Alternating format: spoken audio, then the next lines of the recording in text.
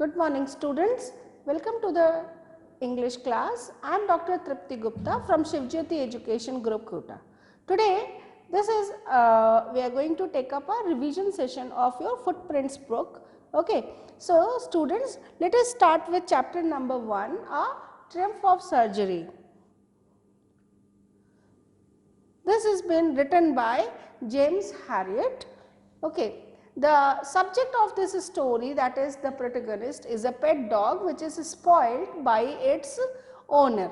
So, basically there is a spoiled pet and its owner here is being a lady here who has spoiled the dog by making him to feed enormously, and now it has become it has put on enormous weight.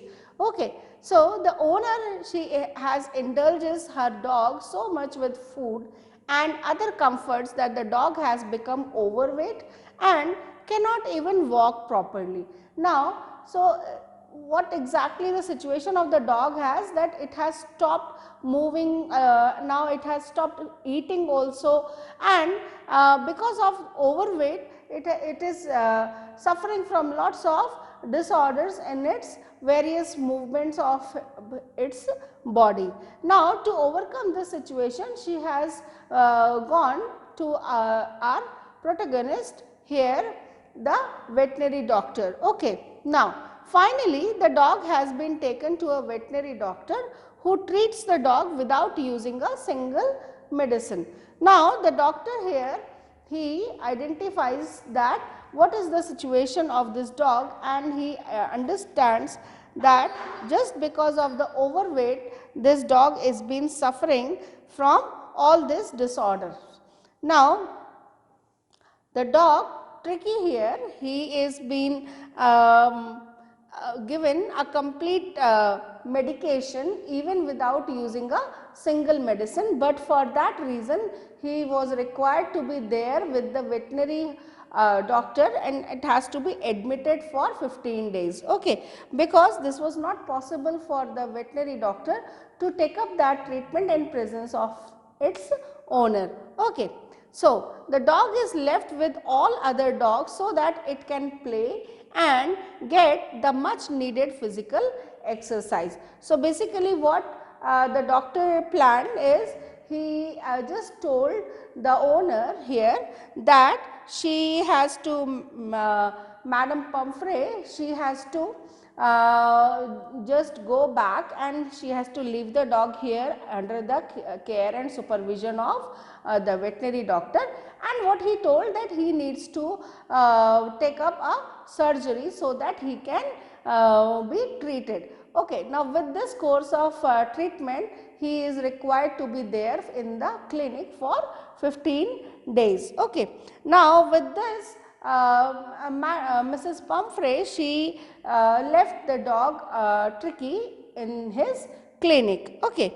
Now, after that, after a period of enough physical activities, the dog loses much of its fat and becomes hale and hearty.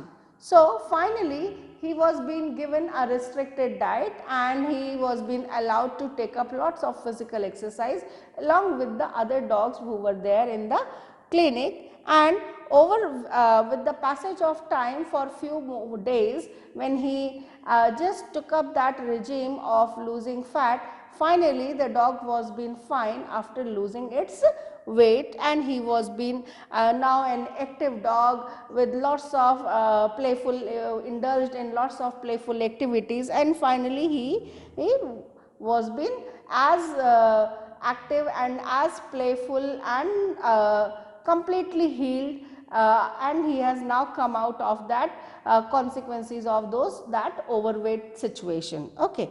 Now, in that manner,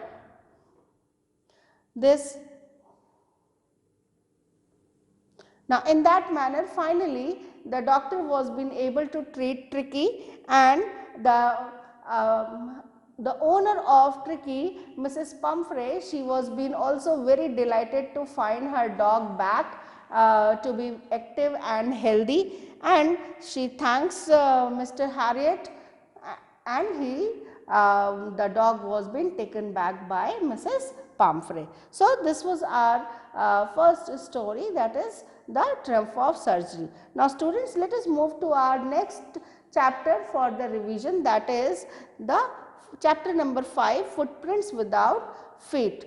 Now, this chapter is been a story about a scientist who has discovered a medicine, a potion which can make a person invisible. Now, this story has been written by H.G. Wells. Okay.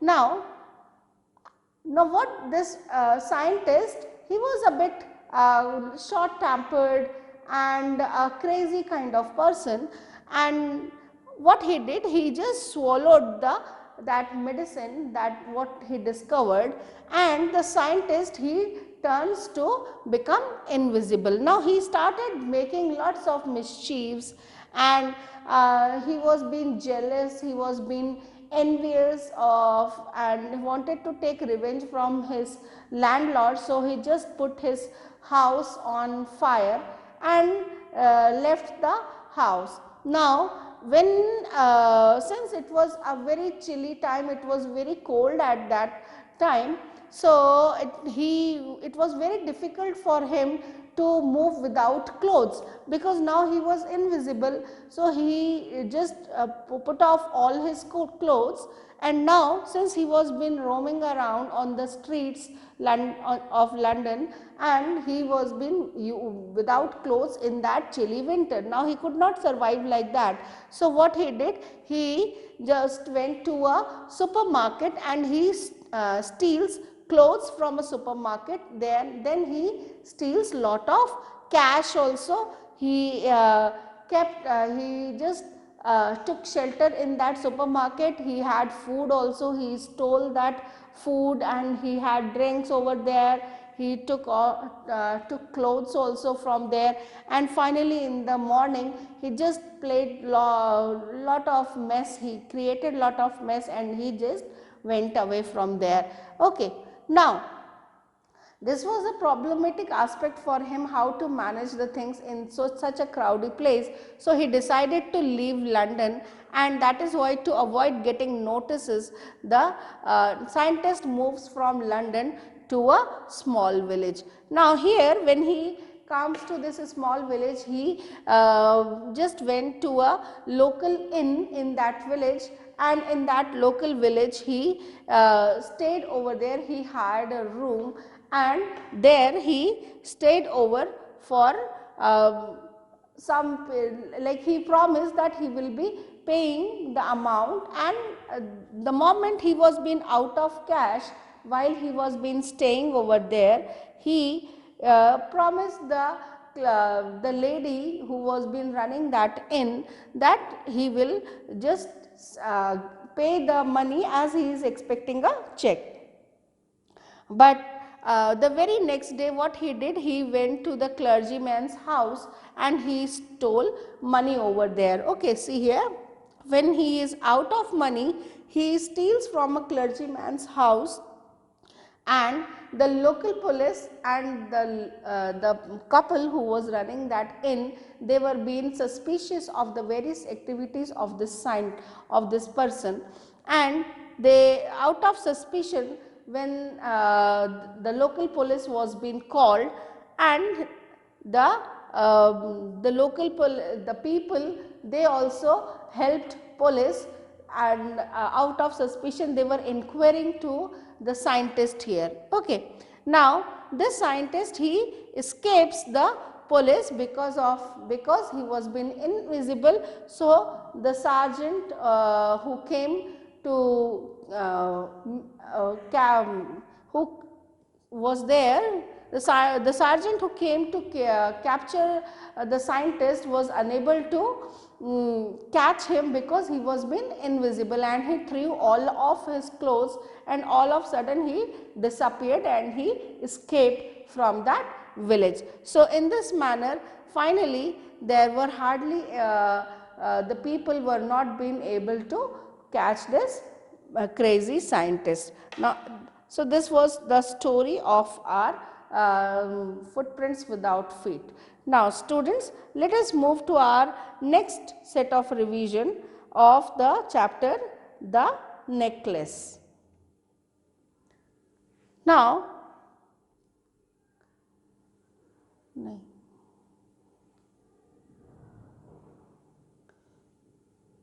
so students, now let us move to our next chapter, that is the making of a scientist. This is chapter number 6. Now, the making of a scientist is a story of a scientist which has been written by Robert W. Peterson, and here Ebright, the scientist Ebright is been his complete journey of achievement and how he achieved the complete the how he was been able to get the rewards and various he reached such a high level of the scientific world. So Richard Ebright is the person, is the scientist who is been, whose story is being talked here in this particular chapter. This article is an account of a curious child channelizing his curiosity to become a scientist. So when he was a very small child, he was been living in Pennsylvania. The town was Reading, and in that town he was being quite alone over there. He was not having any playmates. That's why collecting various things was his hobby, and he started channelizing his lots of energy towards enhancing his curiosity, and that is why Ebright was a highly curious child since his childhood. Even his mother, she also was been helping Ebright to enhance his curiosity. She used to bring lots of equipments like telescope, microscope, various kinds of scientific tools for him to enhance his curiosity. Okay, his only companion during the childhood was his mother. Okay, and she helped in further deepening his curiosity. So she was the lady who his mother, who was basically responsible for making him to be enough curious to finally take on the scientific researches to be his activity where he indulged the most. Okay. His journey, Ebright began his journey by collecting butterflies. So the most fascinating collection which he made was of butterflies. He collected 25 species of butterflies which were there around his locality. After that, he worked on tagging the monarch butterflies so that the scientists community could be benefited. So after that, he was being given a book, that is the Travels of Monarch X. So this book was being brought by his mother, Ebright's mother, and in that book he got associated with a scientist who that is Dr. Urquhart, and he took up tagging of monarch butterflies involving in a research activity which was taken up by Dr. Urquhart. Okay.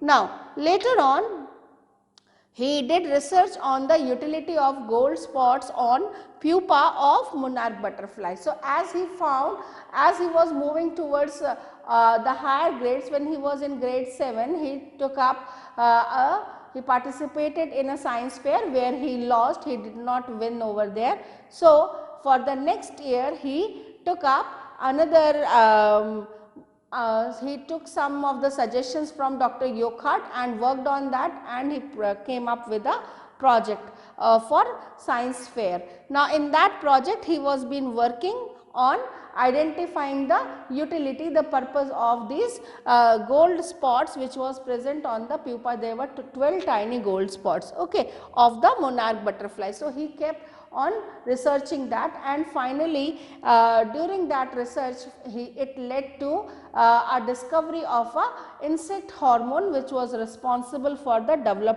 overall development of butterfly. Now after that he became famous when his paper on working of cell was published in a scientific journal. So he kept on his research work year after year and started working in some of the systematic labs of army headquarters, also in the department of agriculture also. He kept on working on in all those professional laboratories, and later on when he was been working on that insect hormone, he led towards the working of cell, that how a cell reads the blueprint, and he found the that in the DNA which he found, and then he made the models, and he took the X-ray and he just studied the chemical structure also of DNA. So in this manner he finally led towards the research on basically which was working on cells. So he wrote a research paper along with one of his roommates. Okay. So after that he research paper got published in a science journal also. Now Ebright, he participated in many science exhibitions, but winning an award for the sake of winning was never his goal. Now his teachers used to, one of his teacher, he used to admire Ebright a lot, as he was been a very great researcher, and he admired his skills that he used to put extra efforts for searching out the various topics. Not only his research work, also he is good in debates, and that is how he admired that he wins the various competition just not for the sake of winning, but because he wanted to perform up to the best level. Okay.